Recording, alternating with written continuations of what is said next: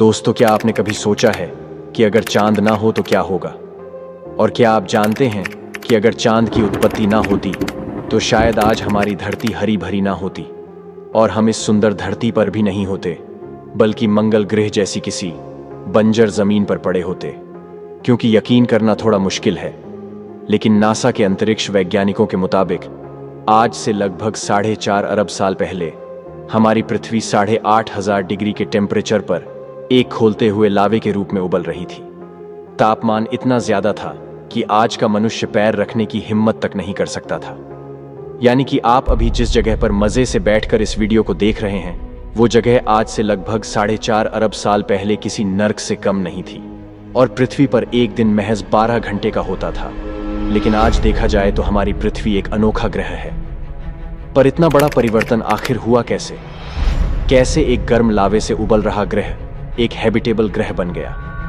वहीं अंतरिक्ष वैज्ञानिकों का मानना है कि ये सब हमारे प्यारे चंदा मामा की वजह से ही संभव हो पाया है और चांद की उत्पत्ति से ही पृथ्वी पर जीवन की शुरुआत हुई है। और यदि हमें पृथ्वी को समझना है तो उसके लिए चंद्रमा को समझना आवश्यक है। बिना चंद्रमा को समझे हम अपने सौरमंडल को भी अच्छी तरह से नहीं समझ सकते हैं।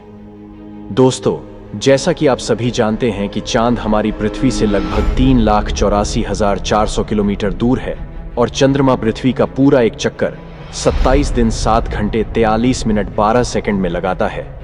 पर क्या आप जानते हैं कि हमारे चंद्रमा की उत्पत्ति कैसे हुई और चांद हमारी पृथ्वी के लिए इतना महत्वपूर्ण क्यों है? और वैज्ञानिकों को चांद में ही इतनी दिलचस्पी आखिर क्यों है? दोस्तों, हमें चांद रात के समय में जितना खूबसूरत दिखाई देता है, उसके बनने की प्रक्रिया भी उतनी ही कठिन है। आज के इस वीडियो में हम सौर मंडल के 6.5 अरब साल पहले के सफर पर चलेंगे और चंद्रमा की उत्पत्ति को करीब से देखने वाले हैं। दोस्तों, अगर आप भी चांद में दिलचस्पी रखते हैं तो जल्दी से अपनी कुर्सी की पेटी बांध लीजिए और चलते हैं समय में थोड़ा पीछे, यानी कि आज से 6.5 अरब साल पहले, जब हमारे सौर मंडल में न तो कोई सूरज था, न पृथ्वी, न कोई चांद और न कोई अन्य ग्रह।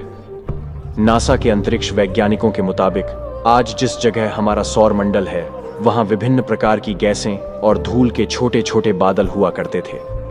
इन्हीं से थोड़ा दूर एक बड़ा तारा हुआ करता था। परंतु बीतते समय के साथ साथ अब इस तारे की ऊर्जा बढ़ने लगी, जिसके कारण उसमें एक भारी विस्फोट हुआ। इस भयंकर विस्फोट के कारण अंतरिक्ष की ये धूल एक दूसरे से दबने लगी। इस टकराव की वजह से अंतरिक्ष में स्थित धूल के कण दबाव और गर्मी की वजह से बड़े उल्कापिंड और गैसीय पत्थरों परिवर्तित होने लगे और इसी परिवर्तन की वजह से ग्रेविटी का भी निर्माण भी हो चुका था। इसी ग्रेविटी यानी कि गुरुत्वाकर्षण बल के कारण विभिन्न प्रकार की गैसें बीच में इकट्ठा होने लगी। परंतु लाखों वर्षों बाद बीच के इस भयंकर दबाव के कारण एक विशाल विस्फोट हुआ। इस विस्फोट की वजह से हमारे सौर मंडल में सूर्य का जन्म हुआ। इस वक्त हमारे सौर मंडल में कोई भी ग्रह अभी मौजूद नहीं था। उस समय सूर्य के चारों ओर केवल बड़े बड़े उल्कापिंड थे, जो सूर्य की ग्रेविटी यानी कि गुरुत्वाकर्षण बल की वजह से सूर्य के चारों ओर चक्कर लगा रहे थे। और ये प्रक्रिया करोड़ों सालों तक ऐसे ही चलती रही। पर बीतते वक्त के साथ साथ अंतरिक्ष में फैले एस्ट्रॉयड यानी कि क्षुद्र ग्रहों में भारी वजन होने की वजह से अब वे सूरज के करीब आकर सूरज की परिक्रमा करने लगे।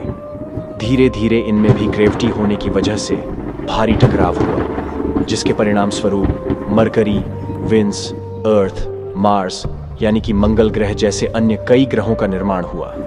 लेकिन भारी मात्रा में टकराव होने की वजह से सभी ग्रह गर्म लावे से एक गेंद का आकार ले चुके थे।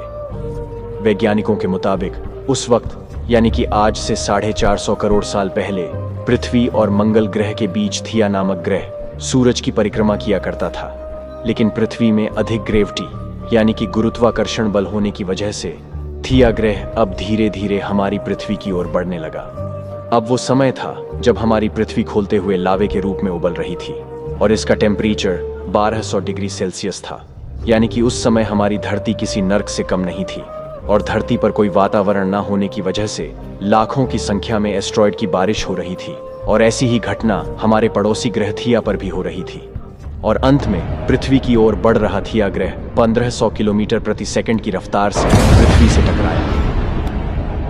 इस भयंकर टकराव की वजह से पृथ्वी और थिया ग्रह के कुछ हिस्से कणों में परिवर्तित होकर अंतरिक्ष में फैल गए, लेकिन पृथ्वी के गुरुत्वाकर्षण बल के प्रभाव में आकर ये एक रिंग की तरह पृथ्वी की परिक्रमा करने लगे और कई सालों तक ये प्रक्रिया ऐसे ही चलती रही। परंतु इस टकराव की वजह से पृथ्वी पर बहुत कुछ बदल गया था। इस टक्कर के परिणाम स्वरूप हमारी पृथ्वी अपने अक्ष से 23.5 डिग्री झुक गई, जिससे हमारी पृथ्वी पर विभिन्न ऋतुओं का जन्म हुआ, जिसकी वजह से हमारी पृथ्वी अब धीरे धीरे ठंडी होने लगी। इसके साथ ही पृथ्वी की घूर्णन गति में स्थिरता आई, जिसकी वजह से पृथ्वी पर एक दिन 12 घंटे से बढ़कर 22 से 23 घंटे का होने लगा और हमारी पृथ्वी पर जीवन के लिए अनुकूल पर्यावरण का जन्म हुआ, जिसके बाद ही पृथ्वी पर सूक्ष्म जीवों का जन्म हुआ। परंतु बीते वक्त के साथ साथ अब पृथ्वी की परिक्रमा कर रहे इन गैसीय पिंडों में भी ग्रेविटी होने की वजह से ये आपस में मिलने लगे और धीरे धीरे एक खगोलीय पिंड का निर्माण हुआ। आज ये खगोलीय पिंड कोई और नहीं बल्कि हमारा चांद है। अंतरिक्ष वैज्ञानिकों के मुताबिक इस प्रकार पृथ्वी के प्राकृतिक उपग्रह चंद्रमा का जन्म हुआ, जो आज भी हमारी धरती के निरंतर चक्कर लगा रहा है।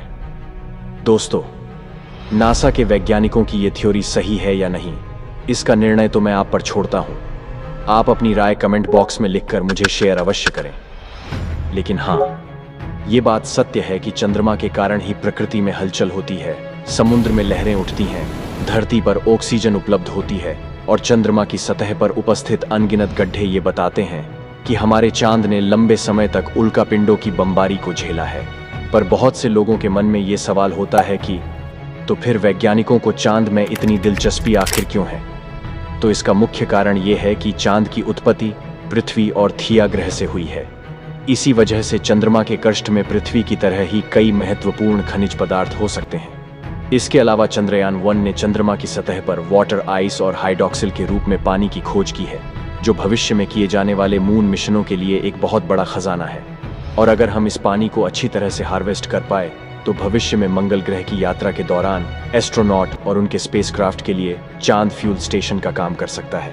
लेकिन ये सब करना इतना आसान नहीं है और चांद पर लूनर बेस बनाने के लिए कई चुनौतियों का सामना करना पड़ेगा। वैसे दोस्तों, आज की इस वीडियो को हमने बहुत ज़्यादा मेहनत से बनाया है। आप हमारी मेहनत का फल हमारे चैनल को सब्सक्राइब कर दे सकते हैं। आज के लिए बस इतना ही, मिलते हैं किसी नेक्स्ट वीडियो में। धन्यवाद।